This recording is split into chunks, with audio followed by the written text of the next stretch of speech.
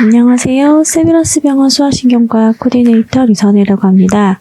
오늘 제가 말씀드릴 내용은 양성 뇌전증과 일상생활 관리에 대해서 말씀드리겠습니다. 뇌전증의 유병률에 대해서 말씀을 드리면 뇌전증은 매우 흔한 질환입니다. 인구 100명당 5명이 뇌전증을 앓는다고 보고 있는데요. 연령별 유병률을 또 보시면 소아기에서 유병률이 높고 중장년기에 갈수록 낮아지다가 노년기에 다시 높아지는 그래프를 볼 수 있습니다. 오늘 말씀드릴 내용은 약물 복용, 생활습관 관리, 경련시 대처 방법, 예방접종 가이드 순으로 말씀드리겠습니다. 경련 조절은 여기 있는 4가지 항목이 균형 있게 잘 조절되어야만 잘 조절이 될 수가 있는데요. 우선 발작 유발 요인을 보면 항경련제를 제대로 먹지 않은 경우 약 먹는 게 가장 중요하고요. 불규칙적인 생활 습관, 음주를 했거나 수면 부족, 과로했거나 그리고 질병이 있었을 때 열을 동반하거나 혹은 동반하지 않더라도 아프다면 평상시 컨디션을 유지하기 어렵고 그렇다면 경련이 좀 더 자주 더 심하게 발생할 수 있는 상황이 될 수가 있을 것입니다. 그리고 영양 부족이나 탈수, 극도로 흥분하거나 심한 정신적 스트레스가 발생한 경우 빗자극, 컴퓨터 게임이라든지 스마트폰, TV 이런 게 자극이 될 수 있을 거고요. 그리고 여성분들에게는 생리를 할 때 좀 더 많이 발생하는 경우가 있을 수도 있습니다. 그럼 약물을 어떻게 드셔야 되는지에 대해서 약물 복용 가이드를 말씀드리겠습니다. 약 70% 정도가 약물로 잘 조절이 되고요. 약은 경련을 억제하는 역할을 합니다. 그래서 약을 한두 번 먹음으로써 경련이 잘 조절되지는 않을 거고요. 약을 꾸준히 장기간 복용함으로써 경련이 계속 억제되는 성향이 유지될 수 있도록 하는 게 필요합니다. 그래서 꾸준히 처방된 대로 잘 먹는 게 너무 중요할 거고요. 또 최소의 부작용으로 경련을 조절하는 것이 목표입니다. 그래서 의사와 상의 없이 약 복용을 임의로 중단하는 것은 권하지 않습니다. 충분한 기간 동안 꾸준히 잘 먹어줘야지 치료가 되는 거기 때문에요. 꾸준히 먹는 건 너무 중요하고 그래서 경련이 멈춰도 약 복용은 지속해야 합니다. 잔여약을 확인해서 약이 떨어져서 못 먹는 경우는 발생하지 않도록 하셔야 되고요. 약을 보관하는 것도 어린 손이 닿지 않는 곳에 혹은 실수로 집어먹는 일이 발생하지 않게 하는 것도 중요할 거고요. 건조한 곳에 보관하고 원래 용기에 잘 보관하는 것이 좋습니다. 그래서 약을 한 번이라도 빼먹는 것은 좋지 않은데요. 왜 그런지 살펴보시면 이 약물 농도 그래프를 보시면 잘 알 수 있을 텐데 약이 처음부터 치료적 혈중 농도 안에 드는 것이 아니라 여러 번 먹음으로써 치료적 혈중 농도 안에 그래프가 안정적으로 유지하게 되고요. 그런데 약을 한 번 빼먹었을 때는 이 치료적 혈중 농도 안에서 잘 움직이던 그래프가 비보 혈중 농도 아래로 떨어지게 되고 그러면은 약을 먹어도 다시 재차 복용한다고 해도 다시 그 치료적 혈중 농도 안으로 바로 올라가는 것이 아니고 또 여러 차례 먹어야지 치료적 혈중 농도 안에 유지할 수 있게 됩니다. 그래서 약을 한 번이라도 빼먹는 게 어떤 영향을 주겠는지 짐작할 수 있을 것 같습니다. 그러면 약 복용 시간을 놓쳤을 때는 어떻게 해야 되는지 살펴보겠습니다. 기억난 즉시 복용하셔야 되고요. 그런데 이미 다음 약 복용 시간이 되었다면 두 배의 용량을 복용할 수는 없고 1.5배 정도는 먹어볼 수 있을 겁니다. 그렇지만 이 1.5배 먹음으로써 놓친 게 보상이 되지는 않으니까요. 그런 일은 절대 없도록 해야 되겠고요. 여러 번 안 먹었을 때는 과연 정말 다 나아서 괜찮은 상태인지 아닌지에 대해서 주치의와 상의하는 게 필요할 수 있습니다. 그리고 약 복용하고 토했다면 30분 기준으로 30분 이내에 토했다라고 하면은 저희량을 다 먹어주시고 30분 이후다라고 하면 다시 채워 먹으실 필요는 없습니다. 약 먹으면서 우선 많이 걱정하시는 약 부작용에 대해서 말씀을 드려볼까 하는데요. 흔하게 먹는 오르필의 약전입니다. 이렇게 보시면 여러 가지 주의사항이 많이 적혀 있는데요. 오르필에 적혀 있는 부작용에 대해서 제가 한번 말씀드려보면 간장의 구역, 구토, 식욕 부진, 체중 증가, 중독성, 표피괴사증, 혈소판 감소 이런 얘기들이 적혀 있습니다. 그럼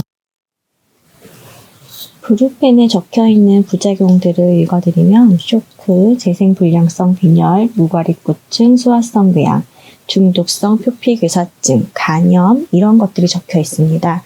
그런데 부작용만 보면 오르필이 더 부작용이 많다고 보기는 좀 어려울 것 같습니다. 그리고 최근에는 많이 이런 부작용들이 개선이 된 약제들이 많기 때문에 부작용으로 인한 불편함이 많이 느끼지 않으면서 경련을 효과적으로 조절하는 약도 많으니까 너무 부작용에 대해서 두렵게 느끼지 마시고 의사 선생님과 잘 상의해서 약을 충분히 잘 복용할 수 있는 게 오히려 아이한테 더 많은 도움이 될 수 있을 테니까요. 그렇게 인식을 해주시면 좋을 것 같습니다. 경련 조절에 많이 쓰이게 되는 좀 대표적인 약제들을 살펴보면 데파킨, 데파코트, 케프라 이런 것들이 있는데요. 데파킨은 대표적으로는 위장 장애가 있을 수가 있고요. 그래서 식후에 먹는 게 조금 더 도움이 될 수 있고, 그리고 간 기능 장애나 혈소판 감소가 생길 수 있습니다. 그리고 케프라는 좀 예민해질 수 있는 게 대표적인 부작용이고요. 그렇지만 그래도 유지하는데 굉장히 안정적으로 유지하는데 좋은 약이고요. 라믹탈이라고 하는 약은 시작하실 때 피부 발진을 조심해야 되는 약입니다. 그래서 초기에 약 복용하거나 약을 증량했을 때 1, 2주간은 매일 피부 발진 정도를 살펴보는 게 필요하고 발진이 발생했을 때는 꼭 의사 선생님과 상의할 수 있도록 합니다. 자론티라는 것도 결심 발작에 많이 쓰이는데요. 이것도 발진을 조심해야 되는 약이고 오심이 심할 수 있습니다. 그래서 식후에 먹는 게 도움이 될 거고요. 너무 심하다면 위장약을 같이 복용하거나 우리 교수님과 상의하는 게 필요하실 겁니다. 그리고 토파막스는 땀 배출을 감소시키고 신결석을 발생할 수 있게 하기 때문에 추가로 수분 섭취를 많이 먹는 게 이런 부작용 예방하는 데 많이 도움이 될 것입니다. 약을 복용하면서 주의해야 되는 성분이 있을까요? 라고 하는데 한약이나 홍삼은 경련 유발할 수 있어서 피해달라고 하고요. 항히스타민제, 아미노필린, 에페드린은 감기약에 많이 쓰이는 성분인데 이것도 경련 유발하는 성분이 있을 수가 있어서 가능하면 다른 약제로 나을 수 있으면 그렇게 해달라고 하는데요. 그리고 슈다패드나 항히스타민제를 쓰더라도 2, 3세대 약제는 비교적 안전하니까 사용해 볼 수 있겠습니다. 다음으로는 생활습관 관리에 대해서 말씀드리겠습니다. 우선 약을 먹는 건 너무 중요하고 그리고 우리 오늘 강의 주제가 양성뇌전증이잖아요. 그래서 양성뇌전증 아이들에게서는 생활습관 관리하는 게 너무 중요할 수 있거든요. 그래서 생활습관을 잘 관리해서 발작 횟수를 좀 감소해 주시는 게 아이가 좀 더 편하게 살 수 있도록 하는 데 도움이 되는 면이 많을 겁니다. 크게는 스트레스 관리, 수면 관리, 운동 관리 이렇게 나눠집니다. 스트레스 관리를 한번 살펴보겠습니다. 스트레스를 받게 되면 걱정, 좌절, 우울, 분노 이런 감정을 느끼게 되고 감정 조절에 문제가 생길 수 있겠죠. 그리고 스트레스 조절 호르몬이 작동하게 되고요. 그리고 이로 인해서 스트레스를 받음으로 인해서 생활습관 변화가 생길 수가 있겠습니다. 밥을 먹는 거, 운동하는 거, 수면 이런 것들에 영향을 받을 수 있겠죠. 그런데 이 스트레스는 어떻게 관리해요? 참 난감할 때가 있습니다. 근데 스트레스를 안 받게 하는 게 좋겠지만 그렇게 하는 건 너무 어렵죠. 그래서 이제 어떻게 관리하는지가 중요할 텐데 이 관리하는 방법은 뭐 찾아보시면 여러 가지가 나와 있을 거고요. 그 중에서 본인한테 혹은 아이한테 적절한 방법을 부모님이 찾을 수 있도록 부모님이 도와주시고 본인이 찾을 수 있도록 노력해야 될 것 같습니다. 그래서 우선은 한번 살펴보시면 스트레스에 대해 공부하는 겁니다. 우선은 언제 스트레스를 받고 얼마나 자주 받고 스트레스 받을 때 어떻게 행동하고 어떻게 대처하는지 이런 것들을 기록하다 보면은 어떤 상황이나 사람에 대한 걱정이 있고 불안, 우울을 파악할 수 있게 됩니다. 그래서 그런 대상 자체를 피하는 게 될 수도 있겠고 그리고 어떻게 행동하는지를 살펴보면 생각하다 보면 이렇게 하면은 더 잘 되겠구나, 더 관리가 잘 되겠구나 하는 게 스스로 알게 되는 면이 있을 겁니다. 그래서 이런 방법으로 또 관리를 해볼 수 있겠고요. 스트레스 원인을 찾았으면 가능하면 피하는 게 좋겠고 피할 수 없으면 다른 방법으로 접근하거나 대처해야 될 겁니다. 방법으로는 이완요법, 심호흡, 시간 관리, 일이 너무 많을 때는 우선순위를 정해서 순서대로 하는 거, 긍정적으로 생각하고 칭찬하기. 그리고 운동, 수면, 건강한 음식 먹기. 좋은 음식을 맛있게 먹으면 또 도움이 되는 면이 있잖아요. 그렇지만 알코올이나 너무 단 음식, 가공식품은 피해야 되겠고요. 음악 듣기, 따뜻한 물에 샤워하기, 그림 그리기, 외출하기 이런 게 도움이 될 수 있겠습니다. 다음으로 수면 관리에 대해서 말씀드리겠습니다. 수면 관리는 뇌전증 일상생활 관리하는데 너무 중요한 부분인데요. 수면의 역할을 한번 살펴보시면 피로를 풀고 원기 회복을 하고 기억을 강화하는 역할을 합니다. 그리고 수면에는 렘수면과 넌렘수면 이런 게 있는데 이 수면 시 경련파가 활발해지는 게 되고요. 그리고 수면과 관련된 뇌전증이 있고 경련을 하게 되면 또 수면의 질에 영향을 받기도 하고 서로 이렇게 많은 영향을 주고받게 되는 면이 있는데요. 그래서 수면 부족한 것은 경련 조절에 치명적으로 나쁜 영향을 미치기 때문에 수면을 항상 잘하는 것은 너무 중요합니다. 그러면 얼마나 자는 것이 과연 적정 수면 시간인지 물어보시는데 이 표를 보시면 연령별로 권장 적정 수면 시간이 있으니까 참고하시면 되겠고요. 수면을 잘 자는 데는 시간을 지키는 것도 중요하지만 규칙적으로 항상 일정한 시간에 잠드는 것도 중요하고 그리고 수면의 질을 좋게 하는 것도 중요합니다. 예를 들자면 항상 8시에 자는 아이가 오늘은 뭐 다른 일 때문에 한 9시나 10시에 잠이 들었어요. 그러면은 이 수면 시간을 채운다고 그러면 오늘은 어제 늦게 잤으니까 오늘은 좀 늦게까지 더 자라 라고 하면 이 수면 시간 자체는 채워지겠지만 그 아이의 상태를 놓고 보면은 그렇게 늦게 자는 게 아이한테 피곤하지 않게 되는 건 아니잖아요. 그래서 항상 규칙적으로 일정한 시간에 잠자리에 잘 잘 수 있도록 노력해달라라고 말씀드립니다. 어떻게 하면 잠 잘 잘 수 있는지에 대해서는 다음과 같은데요. 살펴보시면 아이들 같은 경우에 이제 규칙적인 습관, 잠자리 습관이 갖춰져 있지 않은 상태에서는 이렇게 규칙적으로 패턴을 해주는 게 아이가 이제 잠자는 시간이다라고 느낄 수 있게 됩니다. 예를 들자면 잠자기 전에 항상 똑같은 패턴을 반복하는 거죠. 세수하고 양치하고 잠옷 갈아입고 그리고 자리에 눕기 이런 것들을 하루 이틀 똑같이 반복하다 보면 처음에는 자자라고 했을 때 자기 싫다고 떼쓰며 울던 아이가 나중에는 세수랑 양치만 해도 이제 잘 시간이구나 라고 스스로 인식하게 되는 게 생길 겁니다. 그래서 조금 더 잘 잘 수 있게 될 거고요. 수면 환경 관리 너무 중요한데요. 수면 환경은 밤이랑 같은 상황이라고 보시면 됩니다. 밤은 깜깜하고 조용하죠. 그래서 방도 똑같이 이런 상황을 만들어줘야 됩니다. 조명도 어둡게 해야 되고, 조용하게 해야죠. 그리고 이제 그렇게 방 환경을 조성하고, 성인이나 좀 큰 아이 같은 경우에는 스마트폰 있는 게 많이 도움이 되지 않습니다. 그래서 잠잘 때는 특히 스마트폰을 놓고 들어가는 게 도움이 될 수 있겠고요. 잠드는 시간과 일어나는 시간을 일정하게 하는 거. 그리고 5세 이상에서는 낮잠을 줄이도록 하는 게 도움이 될 수 있을 겁니다.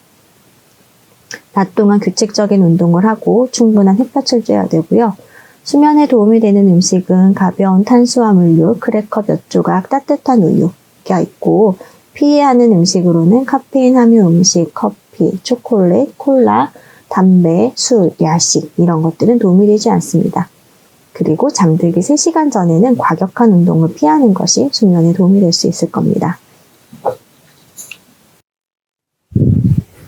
그 다음으로 운동의 효과로는 우울증, 기분장애 조절에 도움이 되고 수면장애에 도움이 될 거고 혈류량 개선으로 인지기능 향상에 도움이 되고 또 더불어 경련 조절에 도움이 될 거고요. 항뇌전증 약의 부작용 조절에도 도움을 주고 전반적으로 삶의 질 향상에 도움을 줍니다.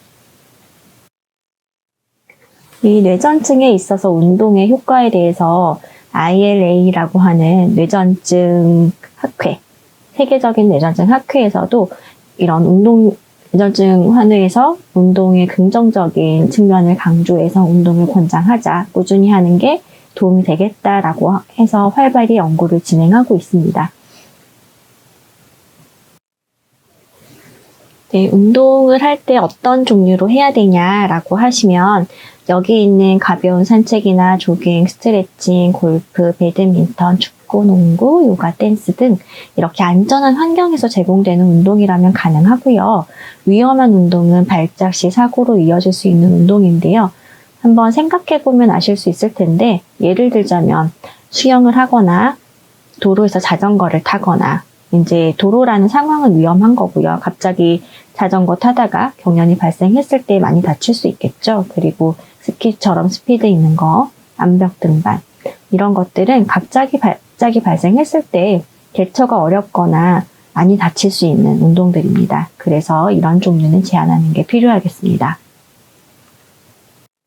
그런데 운동을 하실 때 너무 피곤하면 운동을 하는 게 오히려 해가 될 수 있으니까 한번 체크사항을 살펴보시면 될 텐데요. 우선 질병 상태가 운동해도 괜찮은지 의사 선생님과 상의해 볼 수 있을 거고요. 컨디션을 한번 스스로 살펴봐서 괜찮은지, 8시간 이상 수면에 적절하게 취했는지, 그리고 혹시나 너무 못 먹지 않았는지, 못 먹었는데 운동하면 당연히 안 되겠죠. 그리고 피곤하거나 스트레스가 많았는지, 그리고 최근 수일 이내 발작이 있었는지 여부를 체크해서 운동을 시작해 주시면 괜찮다라고 하면 운동을 시작하면 되겠습니다. 우리가 노리는 운동의 목표는 안전하게 꾸준히 하는 겁니다. 운동은 한 번 할 때는 30분에서 1시간 이내로 하고 주 3회 이상, 운동의 강도는 약간 숨이 차거나 땀이 나는 정도가 적정 강도고요. 점차 그리고 운동을 시작하시는 분들은 이 정도의 목표도 좀 힘들 수가 있으니까 본인의 체력 수준에 맞춰서 점차 운동 강도를 늘릴 수 있도록 해주는 게 좋겠습니다. 그리고 운동을 꾸준히 하기 위해서는 가족이랑 친구와 함께하면 재밌게 할 수 있기 때문에 또 그렇게 하는 방법이 도움이 될 수 있겠습니다. 다음으로 빗자극으로 유발되는 경련이 있는데 이 경련이 모두가 해당이 되는 것은 아니고요. 보통 진료 볼 때 교수님께 여쭤보면 아실 수 있을 겁니다. 그래서 유발되는 빗자극은 깜빡이는 반복되는 빛인데요. 예를 들자면 쉽게 예를 들자면 PC방에서 게임하는 상황이 될 수 있을 텐데요. 그 깜깜한 방에서 게임을 하면 보통 반짝이는 빛이 반복되잖아요. 그래서 그런 것들이 유발될 수 있으니까 그런 상황은 피해야 될 거고요. 그리고 컴퓨터를 한다라고 했을 때는 기본적으로 검색 화면이나 뭐 이런 자극적이지 않은 거는 가능할 텐데 그런 환경을 조금 조절하는 게 도움이 되실 수 있는데 가능하면 시간 제한은 하시고요. 또 너무 오래 하다 보면 피곤해서 그럴 수도 있으니까요. 가능하면 권장하기로는 30분 이내로 하시라라고 말씀드리고, 밝은 방 안에서 컴퓨터 화면이나 이런 것들은 좀 어둡게 한 상황에서 하는 게 비교적은 좀 안전하게 진행해 볼 수 있겠다라고 생각합니다. 그리고 여행을 갈 때는 여행을 갈 수는 있는데요. 이제 이런 일상생활 컨디션 관리들을 잘 평상시와 같은 수준으로 유지하신다면 가능하겠다라고 합니다. 그래서 약은 물론 잘 먹어야 되겠고, 수면도 충분히 해야 되고, 너무 피곤하고 너무 스트레스 받지 않는 상황이라면 가능하겠고, 그리고 비행 시간은 또 비행기를 너무 오래 타면 피곤할 수 있으니까 너무 멀지 않은 곳으로는 가능하겠지만, 대신에 이제 시차가 있다라고 하면 또 문제가 될 수 있으니까 그런 거는 가급적이면 지양해 주시면 좋겠습니다. 다음으로 경련시 대처 방법에 대해서 말씀드리겠습니다. 경련시에는 여기 있는 그림처럼 해주시면 되시는데요. 평평한 바닥에 옆으로 눕혀주시고, 그리고 주위에 딱딱한 물건을 치워주시고, 주위의 시선을 좀 깨어났을 때 본인이 많은 사람이 있으면 당황할 수 있기 때문에 좀 주위 시선을 차단해 주는 게 필요하시겠고, 경련하는 모습이라든지 시간을 관찰해 주시는 게 좋겠습니다. 머리에는 이제 반복적으로 부딪혀서 딱딱한 바닥에 부딪혀서 2차적 손상이 발생하지 않게끔 얇은 옷가지 등을 접어서 받쳐주시는 게 좋겠습니다. 그 피해야 하는 것은 이제 경련은 스스로 어떤 외부 자극으로 멈추지 않기 때문에 몸을 압박하지 않고 입안에 손가락이나 막대 등을 넣으면 다칠 수 있습니다. 본인의 손이 넣는 사람의 손이 다칠 수도 있고, 오히려 이제 경련하는 사람의 입 안에 뭔가가 찔려서 들어올 때 그게 부러지면서 또 손상을 가할 수 있기 때문에 별로 좋지 않고요. 하는 동안에는 옮기지 않고 끝날 때까지 기다려줍니다. 그렇지만 주의가 위험한 상황이면 안전한 곳으로 옮겨야 되겠고요. 경련하는 것을 멈추려고 하지 않고 완전히 깨어나기 전에는 의식이 삼킬 수 없을 수 있기 때문에 입으로 아무것도 주지 않아야 합니다. 응급실로 가셔야 할 때는 5분 이상의 경련을 하거나 경련하고 이치에 맞지 않는 행동이나 말이 지속된다든지 2번 연이어서 발생했을 때, 그리고 2차적 손상이 있을 때 가장 가까운 응급실로 이송하셔서 응급처치를 해주시면 되겠습니다.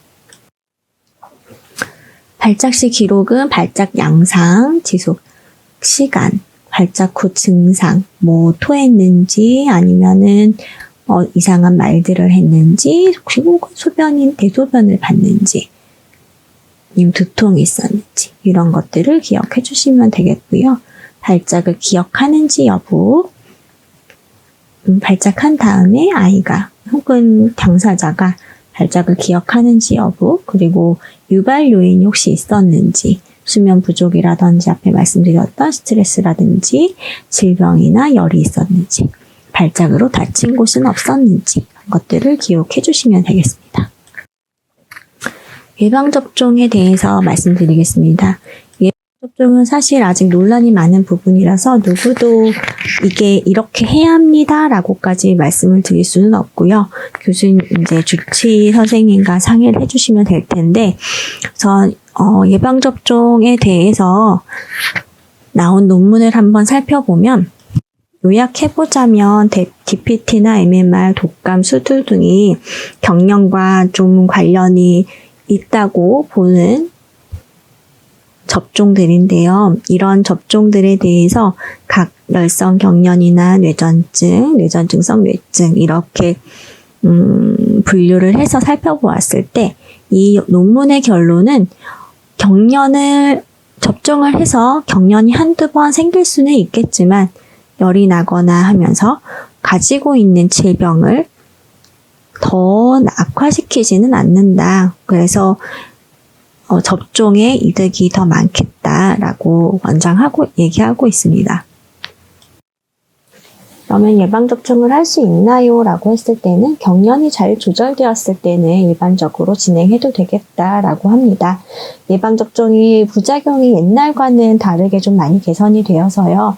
비교적은 이런 예방접종의 효과가 이득이 부작용을 상회한다고 보여지기 때문에 요즘은 또 대부분은 접종을 권장하는 추세이기는 합니다. 그래도 이제 환자 상태에 따라 개개인별로 다를 수 있기 때문에 주치 선생님과 상의 한번 해보시고 접종을 진행해 주시면 될 것 같습니다.